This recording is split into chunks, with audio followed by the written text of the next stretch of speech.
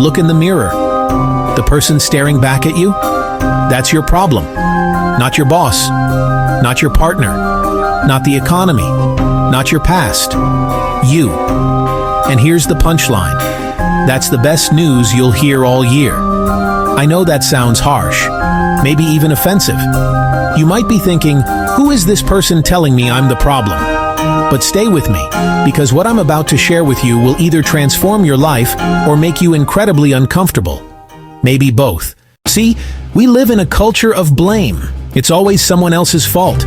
Your parents messed you up. Your ex broke your heart. Your company doesn't appreciate you. Society is rigged against you. And you know what? Some of that might be true. But here's the uncomfortable reality. As long as you're blaming external factors for your problems, you're powerless. You've handed control of your life to circumstances, to other people. But the moment you accept that you are your problem, everything changes. Because if you're the problem, you're also the solution. And that means you have more power than you ever imagined. Today, we're going on a journey. A brutally honest journey into the ways you're sabotaging yourself.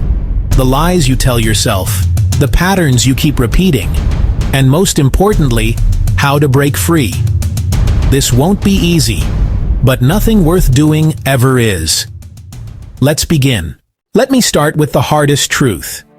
Most people are addicted to being victims. I don't mean that you're actively choosing to suffer. I mean that you've unconsciously built an identity around your struggles. Your problems have become who you are, and letting them go would mean losing yourself. Think about it. How often do you talk about your problems? How much of your identity is wrapped up in what's wrong with your life? I'm the person with anxiety. I'm the one who had a terrible childhood. I'm the employee who never gets promoted. I'm the person who can't lose weight. These aren't just descriptions, they're identities. And identities are incredibly hard to change because they give us something powerful: certainty. You know who you are. You know your story. But here's what the victim mentality actually does. It protects you from responsibility.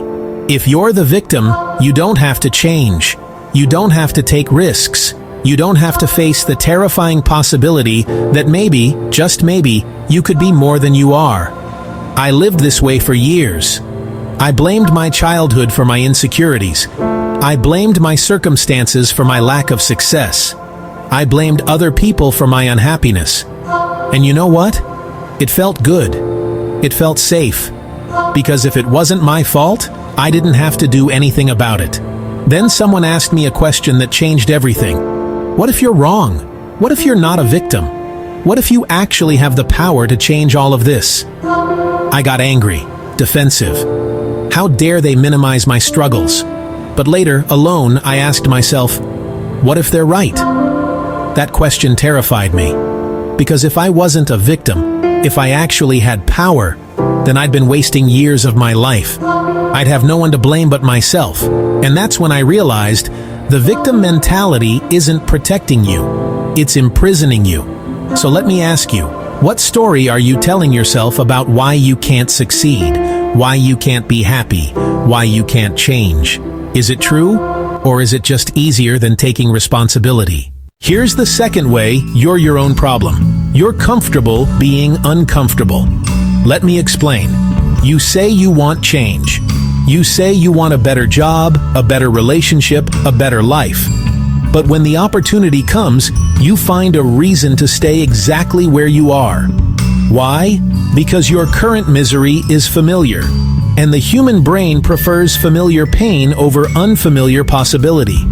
You stay in a job you hate because finding a new one requires effort, risk, and uncertainty. You stay in a toxic relationship because being alone feels scarier than being unhappy. You stay overweight because changing your eating habits is harder than complaining about your weight.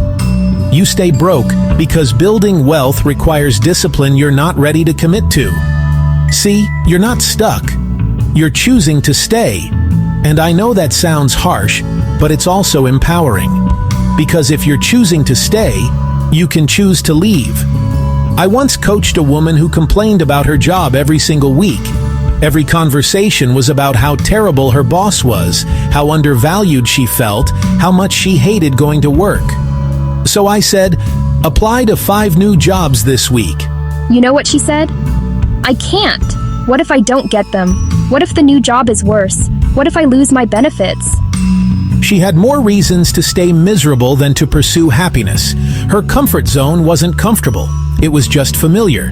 Here's what most people don't understand about comfort zones. They shrink over time.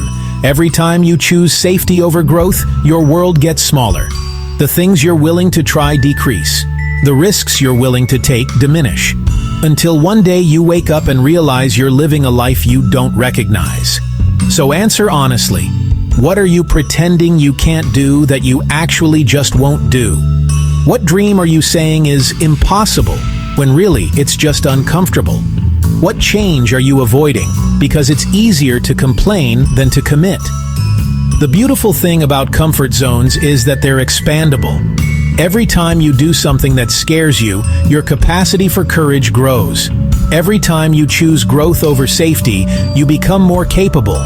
You're not limited by your circumstances. You're limited by your willingness to be uncomfortable. Now, let's talk about the most dangerous way you're your own problem. The story you tell yourself about who you are. You have a narrative running in your head. A story about your capabilities, your worth, your potential. And that story is determining your entire life. Some of you are telling yourselves, I'm not smart enough. Others, I'm not attractive enough. Some, I'm not lucky like other people. Others, good things don't happen to people like me. And here's the thing. You have evidence for these beliefs. You can point to times you failed, times you were rejected, times things didn't work out. So the story feels true, but it's not true. It's selective. Your brain has something called confirmation bias. Once you believe something about yourself, your brain actively looks for evidence to support it and ignores evidence that contradicts it. If you believe you're not smart, you'll remember every time you struggled and forget every time you succeeded. If you believe you're unlucky, you'll notice every setback and overlook every blessing. You're not seeing reality. You're seeing a filtered version of reality that confirms your existing beliefs. For years, I told myself I wasn't a natural leader. I had evidence. I'd been passed over for promotions. People didn't listen to my ideas in meetings. I was quiet and introverted. That story kept me small. I didn't apply for leadership positions because I'm not a leader. I didn't speak up in meetings because people don't listen to me. Then a mentor challenged me. You're not a leader. You're someone who hasn't developed leadership skills yet. There's a difference. That reframe changed everything. I wasn't inherently limited. I just hadn't learned yet. So here's what I want you to do.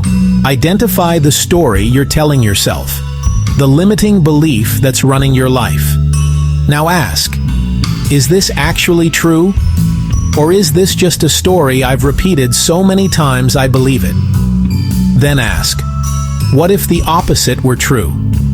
What if I actually am capable? What if I actually am worthy? What if I actually can succeed?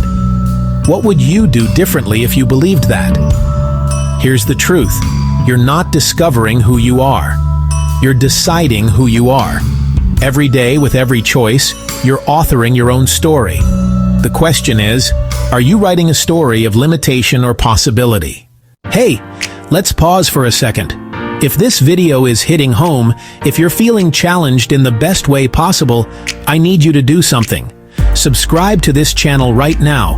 Hit that subscribe button and turn on the notification bell.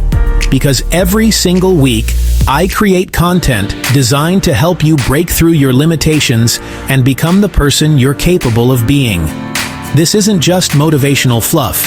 This is real, practical wisdom that will change your life if you apply it. So subscribe now. Join thousands of people who are done making excuses and ready to take responsibility for their lives. Do it right now. I'll wait. All right, let's get back to it.